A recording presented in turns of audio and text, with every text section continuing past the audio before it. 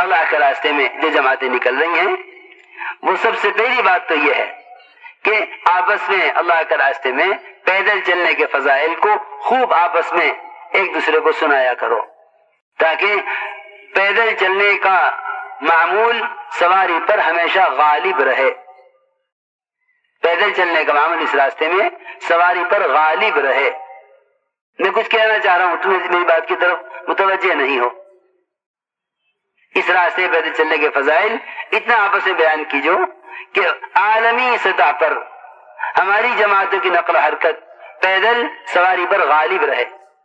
پیدل کی نقل و حرکت سواری پر غالب رہے. سواری شدید ضرورت پہ استعمال کر لیا کرو، ورنہ اس راستے میں پیدل چلنا سب سے زیادہ اللہ کے غصے کو ٹھنڈا کرنے اور جہنم کو حرام کرنے والا راستہ ہے. سیدھی بات ہے، بالکل سیدھی بات ہے.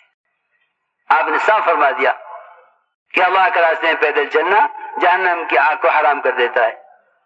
جیسے یہ فضیلت سنی، صحابہ نے سارے صحابہ سواری سے نیچے کود گئے، سب نیچے کود گئے سواریوں سے.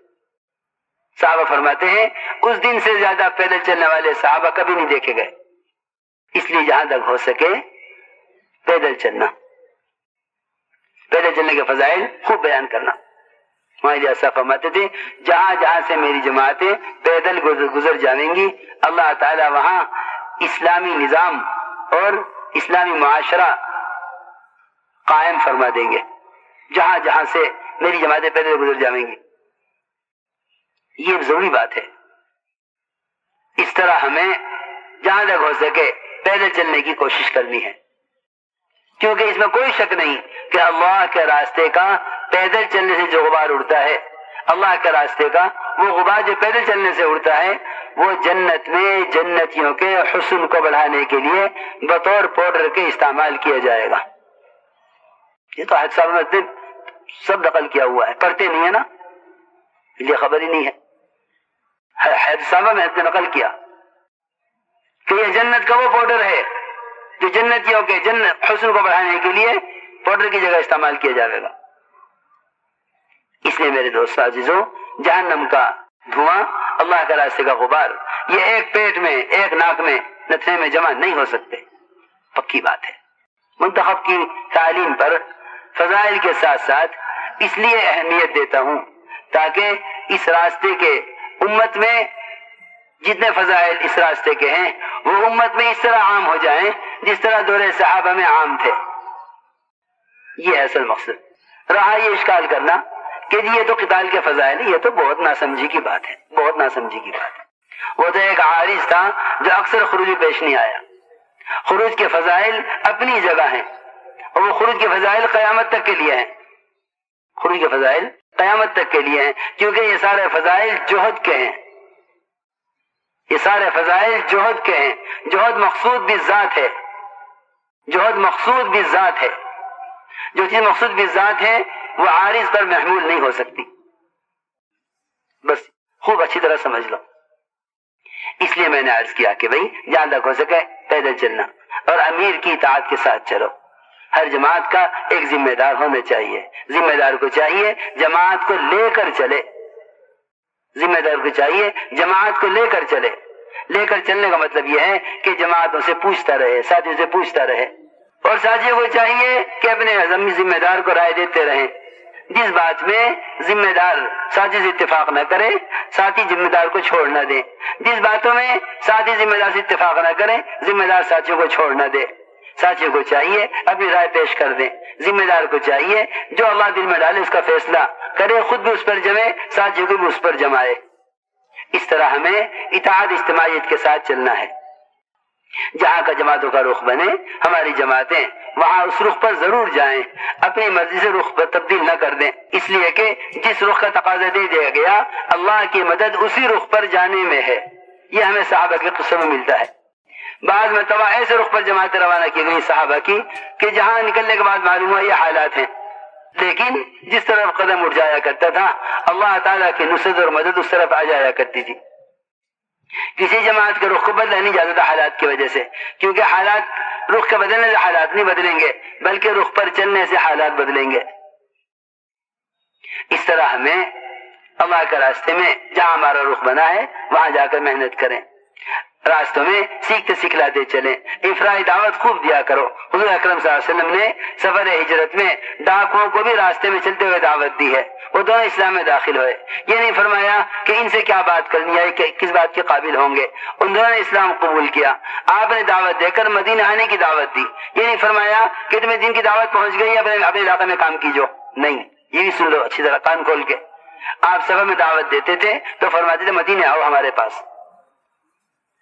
ماحول میں دعوت دے کر لانا ضروری ہے، دعوت دے کر ماحول میں لانا ضروری ہے، دعوت دے کر ماحول میں لانا ضروری ہے۔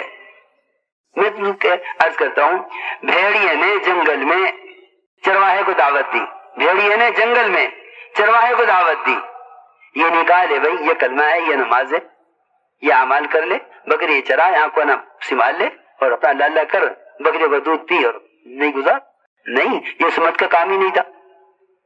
بھیڑیے نے کہا مسجد نبوی چلے جاؤ، وہاں محمد صلی اللہ علیہ وسلم، اللہ اکبر، قربان جاویں آپ کی ذات پر کہ ایک بھیڑیا بھی دعوت دے کر کہہ رہا ہے کہ جاؤ وہاں مسجد نبوی میں محمد صلی اللہ علیہ وسلم صحابہ کو انبیاء کے قصے سنا رہے ہیں، وہ سنو جا کر۔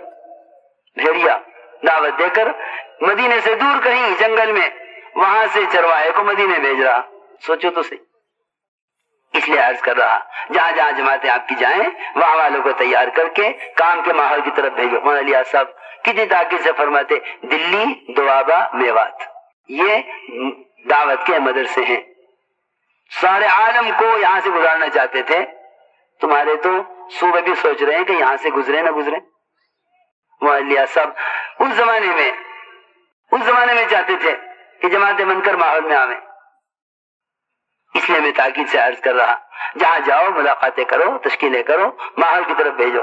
تمہیں نے عرض کیا کہ راستے میں گزرتے ہوئے ہر ایک کو دعوت دیا کرو، ٹرین میں بس میں سفر کر رہے ہو نمازوں کا خوب اہتمام کرو، اور دیکھو یہ بات یاد رکھنا کہ نکلنے کے زمانے میں ٹرین میں، بس میں، راستے میں، اسٹیشن میں ہماری ذات سے کسی کو تکلیف نہ پہنچے، کیونکہ جو راستے کو تنگ کرے گا، راستے کو بند کرے گا یا جگہ کو تنگ کرے گا، اس کی دین کی محنت اللہ کے یہاں قبول ہوگی ہی نہیں۔ ہماری جماعتیں بہت پریشان کرتی ہیں مسافروں کو کہ بھائی صاحب ہماری جماعت ہے، ایسا کریں آپ ادھر بیٹھ جائیں، یہ ٹکٹ ادھر سے بدل دیں، آپ اوپر کی سیٹ پہ چلے جائیں، نیچے کی سیٹ ہمیں دے دیں، کیونکہ ہم تعلیم کریں گے، ہم اپنا مذاکرہ کریں گے۔ بالکل نہیں، بالکل نہیں، ٹرین تعلیم کی جگہ نہیں ہے۔ ٹرین میں انفرادی دعوت دو، ٹرین میں انفرادی سیکھنا سکھلا نہ کرو۔ کتاب پڑھنی ہے دو ساتھی، ایک پڑھ لے ایک سن لے، لیکن مسافروں کے ٹکٹ بدلنا یا ان کی سیٹوں کا بدلنا، تم نے تو نکلتے ہی بندوں کو حقوق مارنے شروع کر دیا ہے اپنی سہولت کے لیے۔ تمہاری دعوت اللہ کے قبول کیسے ہوگی؟ صاف فرما دیا حدیث میں، اپنے منادی سے اعلان کرایا حضور اکرم صلی اللہ علیہ وسلم نے، جاؤ اعلان کر دے جا کے صحابہ میں، جو راستے کو بند کرے گا یا دوسروں کے لیے جگہ کو تنگ کرے گا، اس کی دین کی محنت اللہ کے یہاں قبول نہیں ہوگی۔ فلا جہاد لہ، صاف حدیث ہے، صحیح روایت ہے، من قطع طریقا او ضیق منزلا فلا جہاد لہ، یہ فرمایا۔ اس کا بہت خیال رکھیں، دعوت دیتے ہوئے جائیں، افرادی دعوت خوب دیا کریں، ٹرینوں میں، بسوں میں افرادی دعوت جتنی زیادہ دو گے اتنی ہی یعنی اللہ کی غیبی نصرتیں نازل ہوں گی۔ افرادی دعوت بہت ضروری ہے۔ جہاں کا رخ بن گیا ہے وہاں پہنچ گئے ہو تو سارا سامان ٹرین سے اتار لو، ساتھیوں کو دیکھ لو، اپنا سامان دیکھ لو، اپنا سامان ہر ایک خود اٹھاوے۔ حضور اکرم صلی اللہ علیہ وسلم اپنا سامان خود اٹھانا چاہتے تھے، ہر ضرورت کو خود پورا کرتے تھے۔ ہم بھی کوشش کریں اپنی ضرورت خود پوری کریں۔ ارے فلانے میرا جوتا کہاں، ارے فلانے میرا، نہیں، آپ اپنی چیز کے خود کفیل ہو۔ اس طرح ہمیں دوسروں کے کام تو آنا ہے، اپنی ضرورت خود پوری کرنی ہے۔ اس طرح ہم بستی میں داخل ہوں، بستی میں داخل ہونے کی مصنون دعا یاد کر لو۔ دعائیں یاد کرنا اصل ہے، یہ نہیں کہ یاد نہیں ہے تو یوں کر لو، یہ یاد نہ کرنے کا بہانہ ہے۔ یاد کرو دعائیں۔ حضور اکرم صلی اللہ علیہ وسلم بستی میں داخل ہونے سے پہلے ایسی دعا مانگتے جس دعا کے ذریعے بستی والوں کی محبت کو اپنے لیے، اپنی محبت کو بستی والوں کے لیے مانگ لیتے۔ اس طرح ہمیں بستی میں داخل ہونے سے پہلے دعا مانگ لینی ہے۔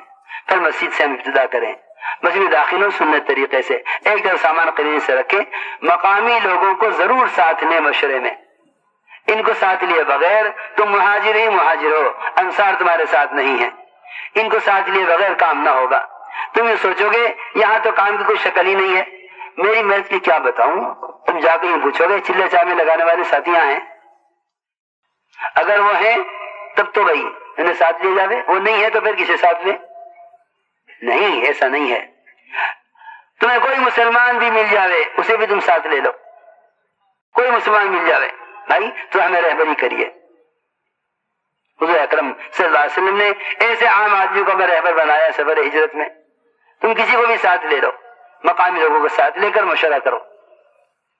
اس طرح ہمیں سب سے پہلا کام، اگر مکروہ وقت نہیں ہے تو تحیۃ المسجد 2 رکعت ادا کر کے سب سے پہلا کام مشورے کا ہے، سب ساتھیوں کو متوجہ کر کے سب سے رائے دو، سب کی رائے کا احترام بھی کرو، 24 گھنٹے کا نظام مشورے سے طے کرو، اور مقامی لوگوں کے ساتھ لے کر ان سے پوچھو ہمیں کس وقت یہاں زیادہ لوگ اپنے گھروں پر فارغ ملیں گے، ہم کس طرح ملاقاتوں کا نظم بنائیں، کہ یہاں تو مختلف اوقات ہیں، کچھ ڈاکٹر ہیں وہ اس وقت ملیں گے، کچھ ملازم اس وقت ملیں گے، کچھ کاشتکار ہیں وہ رات شام کو ملیں گے، وہ دن بھر کام پہ رہتے ہیں، کچھ مزدور ہیں دوسرے علاقوں میں جاتے ہیں۔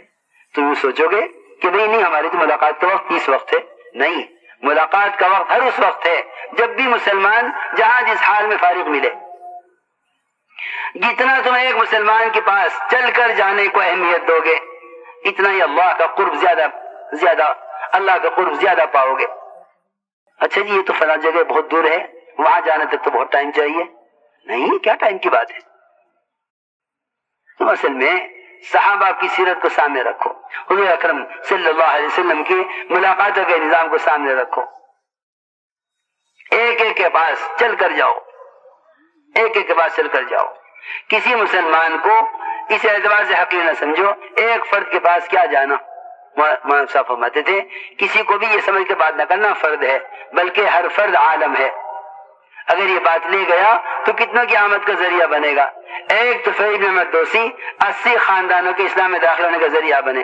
تم کسی فرد کو معمولی مت سمجھو، افرائی دعوت کا خوب اہتمام کرو، ایک ایک کے پاس ملاقات کے لیے کی ترتیب بناؤ، افرائی دعوت کا خوب اہتمام کرو، ایک ایک کے پاس ملاقات کے لیے کی ترتیب بناؤ، افرائی دعوت کا خوب اہتمام کرو۔